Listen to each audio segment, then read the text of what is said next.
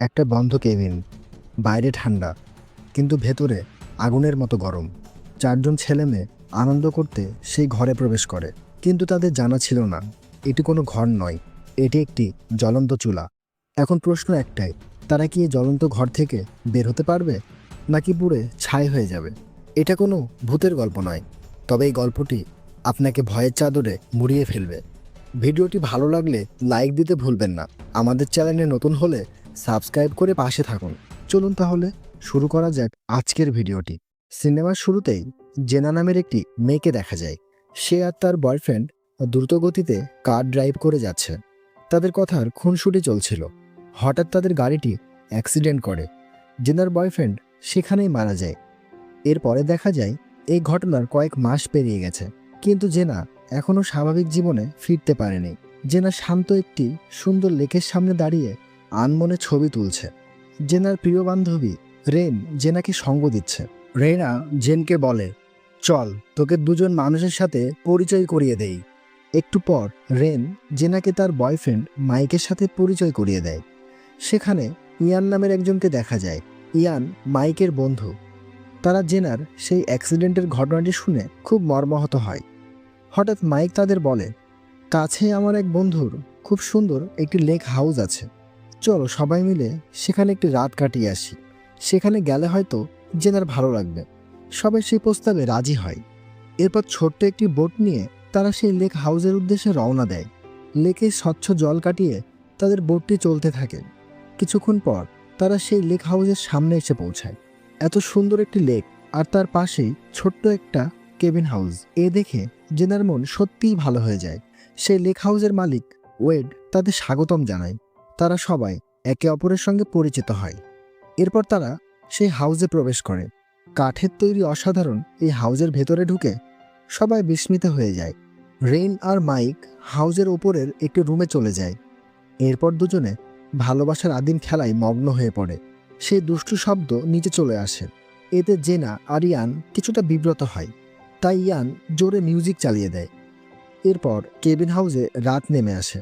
জেনা সেই অ্যাক্সিডেন্টের পর থেকেই ডিপ্রেশনে আছে, তাই জেনা অস্থিরতা কমানোর ওষুধ খায়। তারা সবাই মিলে রাতের খাবার খাচ্ছিল। এই সময় ওয়েড বলে, খাবার শেষ করে আমাকে বের হতে হবে, তোমরা সবাই মিলে এনজয় করো, আবার কাল ভোরবেলায় দেখা হবে। এরপর ওয়েড সবার থেকে বিদায় নিয়ে সেখান থেকে চলে যায়। তারা চারজন মিলে সেখানে জমিয়ে আড্ডা শুরু করে। সব কিছু ভালোই চলছিল, কিন্তু বিপদ তখন শুরু হয় যখন মাইক বলে, ঠান্ডায় তো আমি জমে যাচ্ছি, চলো কিছু সময় সাউনা রুমে কাটিয়ে আসি। পাথর এবং গ্যাসের মাধ্যমে কৃত্রিম উপায়ে ঘর গরম রাখার ব্যবস্থাকে সাউনা রুম বলে। সাউনা রুমে যেতে সবাই রাজি হলেও জেনা রাজি হয় না। সে তার রুমে ফিরে আসে। এরপর দেখা যায় মাইক সেই সাউনা রুমে শরীর গরম করছে। কিছুক্ষণ পর ইয়ান সেই রুমে আসে। এরপর দুজনে নিজেদের শরীর গরম করতে থাকে। এবার রেন তাদের সাথে যোগ দেয়। তিনজন মিলে সেখানে খোশ গল্পে মেতে ওঠে। ওদিকে জেনা তার প্রাক্তনের কথা চিন্তা করছিল। কিছুক্ষণ পর জেনা সেই রুমে যাবার সিদ্ধান্ত নেয়, কিন্তু সাউনা রুমের দরজার কাছে এসে সে ফিরে যাচ্ছিল।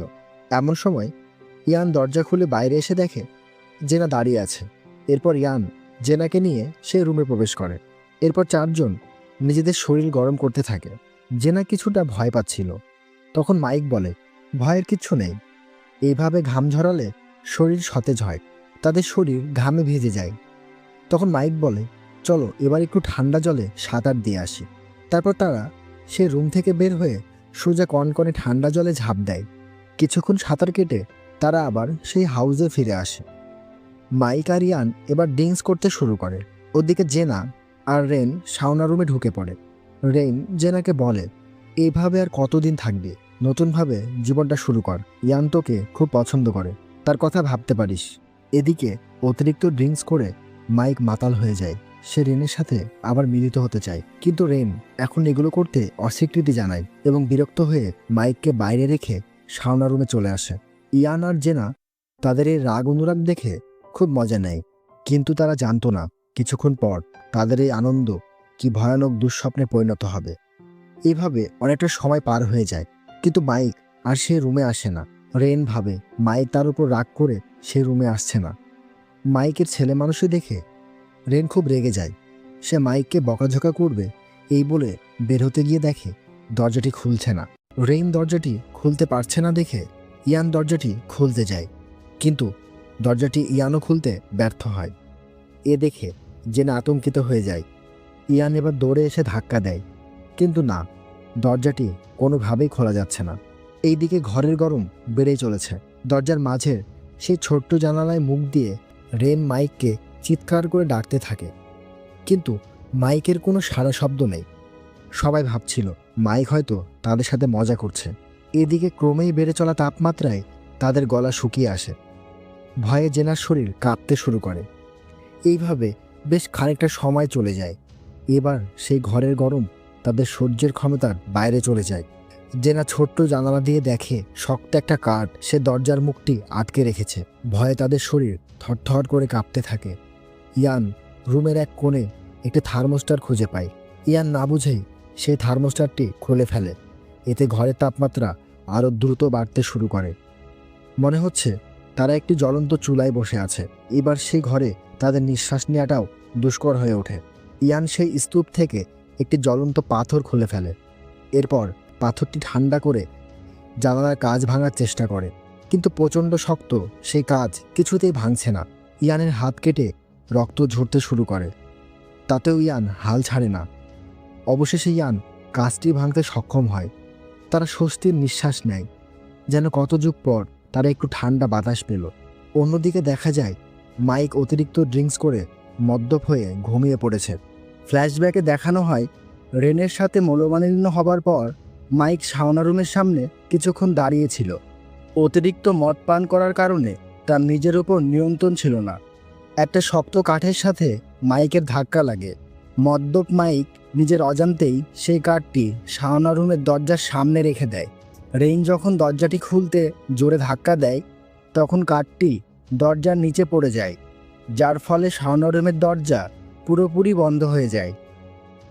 আর এদিকে তাদের প্রাণ যেন বের হয়ে যাবে। এবার তারা একটি বুদ্ধি বের করে। তারা সেই জানালার ছোট্ট ছিদ্র দিয়ে দরজায় আটকে থাকা সেই কাঠটি সরানোর চেষ্টা করে। অনেক চেষ্টার পরেও তারা ব্যর্থ হয়। এদিকে তাদের বোতলের সব পানি শেষ হয়ে যায়। ভয়ানক গরম আর পানি পিপাসায় সবাই তাদের হিতাহিত জ্ঞান হারিয়ে ফেলে। ইয়ান লক্ষ্য করে ঘরে অনেকগুলো লাইট জ্বলছে, যার ফলে গরম আরও বেশি লাগছে। সে ভাবে লাইটগুলো বন্ধ করতে পারলে কিছুটা স্বস্তি পাওয়া যাবে। তাই সে লাইটগুলো অফ করতে যায়, কিন্তু লাইটগুলোর সুইচ ছিল এই রুমের বাইরে। এ দেখে ইয়ান একটি কাঠ দিয়ে লাইটগুলো অফ করতে যায়। এতে লাইনটি শর্ট সার্কিট হয়ে যায়। মারাত্মক আঘাত পেয়ে ইয়ান ছিটকে পড়ে। জেনা আর রেন আতঙ্কিত হয়ে পড়ে। ইয়ান ক্লান্ত হয়ে এবার হাল ছেড়ে দেয়।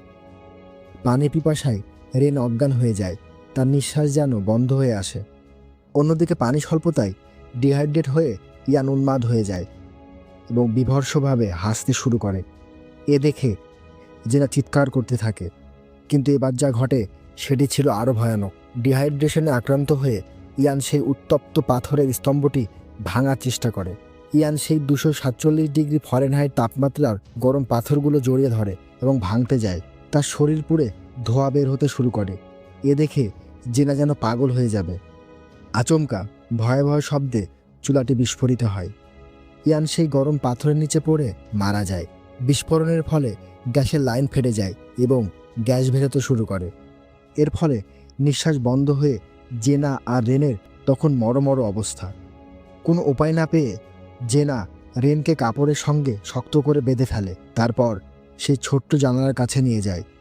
এবার রেন তার শরীরে প্রাণ ফিরে পায়, আর জেনা কোনো মতে সেই গ্যাসের লাইনটি বন্ধ করতে সক্ষম হয়। এরপর জেনা তার সমস্ত শক্তি হারিয়ে ফেলে এবং মাটিতে লুটিয়ে পড়ে অজ্ঞান হয়ে যায়। কয়েক ঘন্টা আগের সেই আলো ঝলমলে রুমটি এখন এক ভয়ানক শ্মশানে পরিণত হয়। এদিকে ওয়েড ফিরে এসে দেখে এক ভয়ানক ঘটনা ঘটে গেছে তার কেবিন হাউসে। এরপর পুলিশ এসে তাদের সবাইকে উদ্ধার করে। সব শেষে দেখা যায় মাইক অঝরে কাঁদছে। তার একটি ভুলে কি থেকে কি হয়ে গেছে।